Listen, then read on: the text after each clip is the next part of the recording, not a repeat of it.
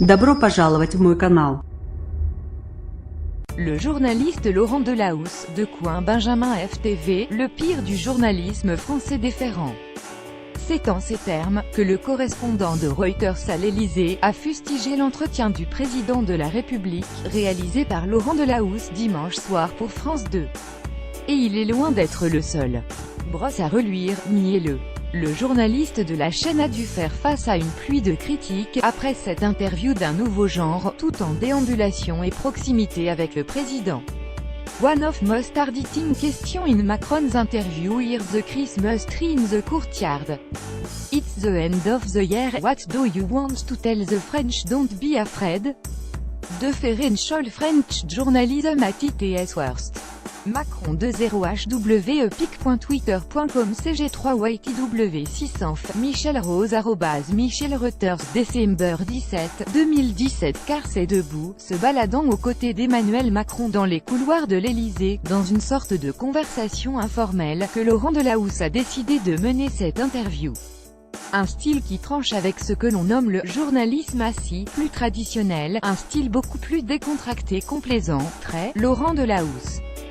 Plus grand que à lire aussi popularité, climat, Daesh, réforme du travail.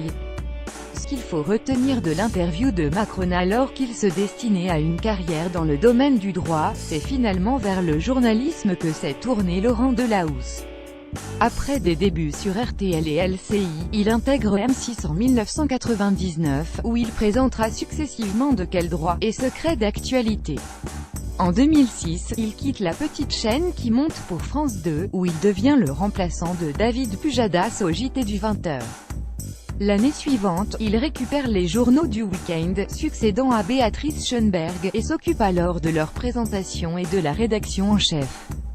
Il crée notamment plusieurs magazines diffusés après ses JT, à l'image de 13h15 le dimanche. À la rentrée 2017, il abandonne les journaux du samedi et du dimanche, et lance 19h le dimanche, une émission mêlant interviews, reportages, infos, politique ou encore actualité culturelle.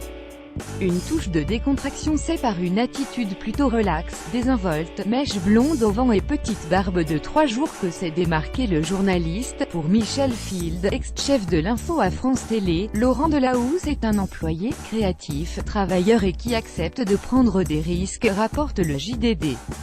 Laurent n'a pas seulement l'air gentil, il est gentil, ajoute quant à lui Jean-Michel Carpentier, rédacteur en chef à France 2.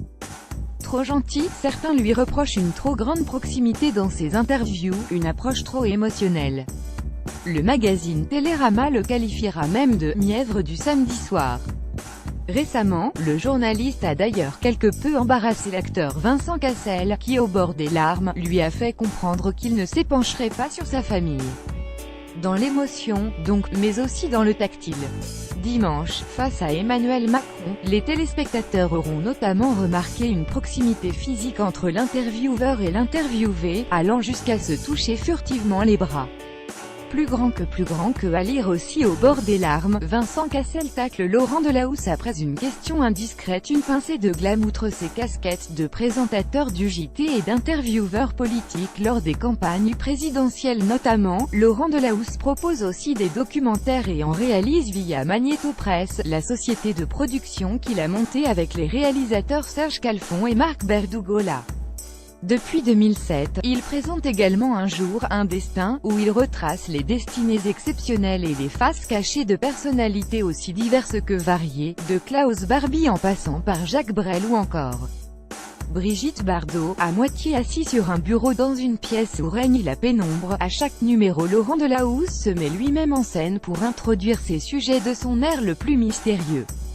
Le tout dans une ambiance aussi intimiste que ténébreuse. Et ça paye. En 2014, l'émission a réalisé l'une de ses plus fortes audiences avec un numéro consacré à Anne Sinclair, rassemblant 5 millions de téléspectateurs.